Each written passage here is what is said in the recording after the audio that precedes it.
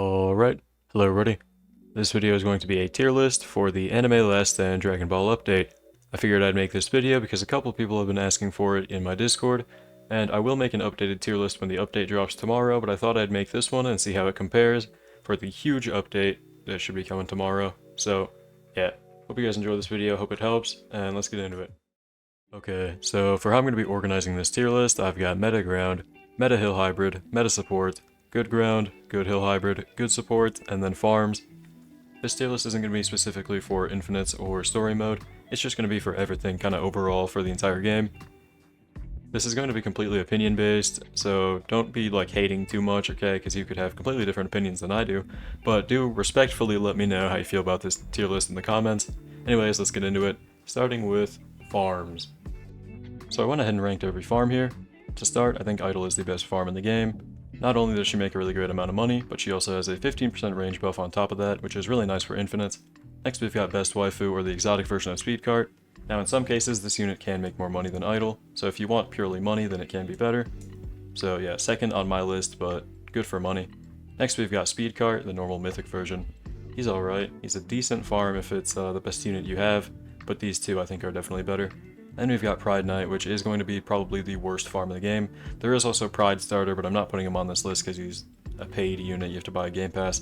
But Pride Knight, worst farm in the game in my opinion. But it's very useful if you are a starter and you need a farm, so that is a farm unit to keep in mind. Very easy to get from Banner. Moving on to good supports, we've got Triplomy Evo at the top here. I think this is a very good support unit because she's hybrid on placement, very cheap, and has Electrified, which is a very nice slow. Next we've got Guitar Hero, which applies Cripple, is hybrid, and becomes full AoE. I think this is a very great support for some Infinites. Next we've got Con Adult, and I think this is a worse support than Guitar Hero, although he also applies Cripple. He is more expensive, he is hybrid, but he is not full AoE. Then we've got Rukia, which is very nice for slow, but she doesn't have the best range. She is very cheap though, and very convenient for story, but Infinite, there are better options. And then we've got Lightning Swordsman. Can be good for story once again, but there are better options for Electrified. Moving on to Good Hill Hybrid, first we've got the Prodigy. Hybrid on placement, good damage, pretty cheap. Nothing to hate about this unit. Next we've got Genos. His damage is very mid, that's his one downfall. He is like a 6 placement though, so I don't know. He's very cheap, and he is hybrid on placement though, so I'm still keeping him pretty high up here on this list. Next we've got Rias. She's alright, she's not hybrid on placement, she is pretty expensive, and her damage is okay, it's pretty good. Then we've got Baldi. He has the same problem as Rios, how he's not hybrid on placement, so I don't want to rank him too high as a hybrid, but he is very good for damage if you max him out. And he's a little bit outdated, but it's okay, he can still do very well against content, and he is a decent hybrid once you get him leveled up. Next we've got Gogeta Primal. Very, very old unit. He's hybrid on placement though, and his damage isn't too bad if you're like just trying to clear story starting out, so he's not the worst. Then we've got Swordsman and Top Choppa. These units are not hybrid on placement. I think they're pretty bad, but Swordsman has Bleed, which is at least something, so I put them above Top Choppa. They're pretty cheap, their damage is mid, and they are a hybrid option, I guess, but I wouldn't recommend using them. I forgot about Goku Ultimate in the first take, but I put him like right here on this list. He's hybrid on placement, his damage is kind of mid, and he's pretty expensive. I don't think he's the best, but he's alright. Anyways, moving on to Good Ground, first we've got Saber. Pretty outdated unit, but she still has good damage. Not too expensive, and she does have a nuke, which is very nice. Next we've got Green Legend, which, for how hard it is to get this unit, I don't think he's very good. His damage is alright, he does have pretty high damage. The problem with him, at least in my opinion, is he's just so expensive, so I can't put him that high on this list. Again, this is just an overall tier list. For an Infinite tier list, maybe he'd be pretty good, but he's just so expensive. Next, we've got Illusionist. This is a burn unit, very good damage, especially with the right trait.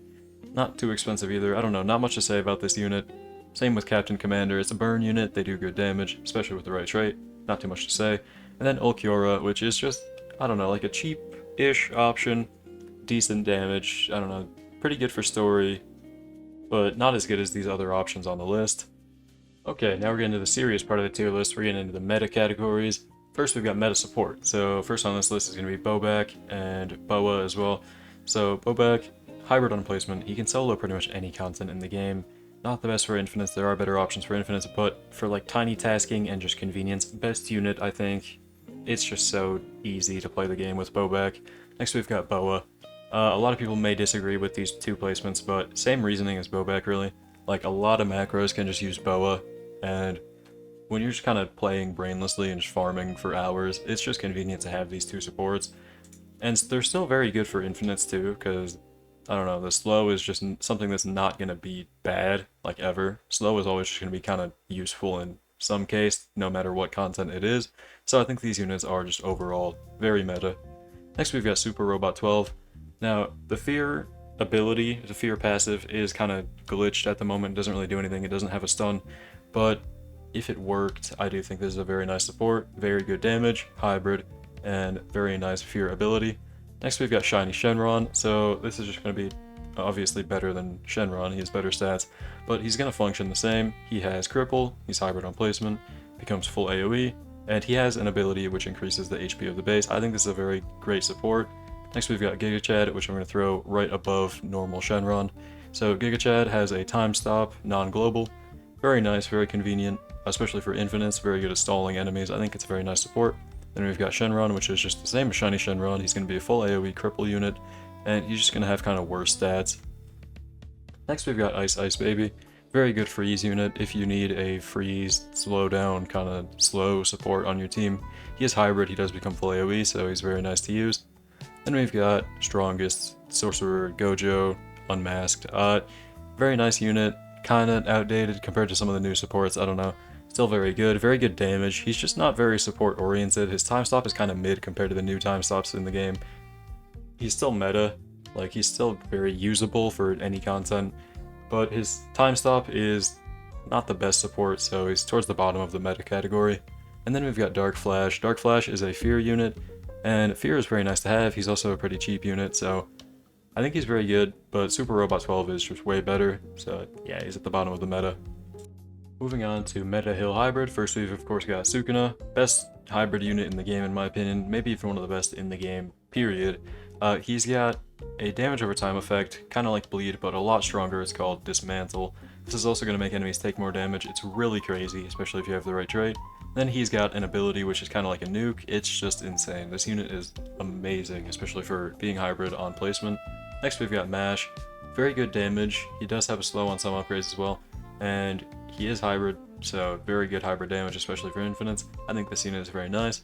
Then we've got Lightning Queen, I think her name is. She's alright, she has Electrified, which is a very good damage over time passive. She has very good damage, especially for a hybrid unit. Very nice, very nice. Then we've got Flame Alchemist, damage over time as well. He's got Flame, pretty good damage. He's a little bit outdated though, but still good for hybrid, especially with the right trait. Then we've got Lovely Rancor, which is a cheap option for like story and all that. He doesn't have a damage over time, but he is hybrid, and he is a decent damage unit, and he's pretty cheap. And then we've got Onivo Sukuna, which is a cheap option for story mode. Really friendly for beginners. He's still good. He's not the best though, and it's obviously just better to evolve him, but he has that bleed, which can be good with the right trait, and he's pretty cheap and does good damage. Okay, somehow I forgot to put the squad in the first take, but I think this is the second best Meta Hill Hybrid unit. I think he has the second best, actually no, the best DPS in the game with glitched as well according to the latest DPS chart, but this was before a couple buffs.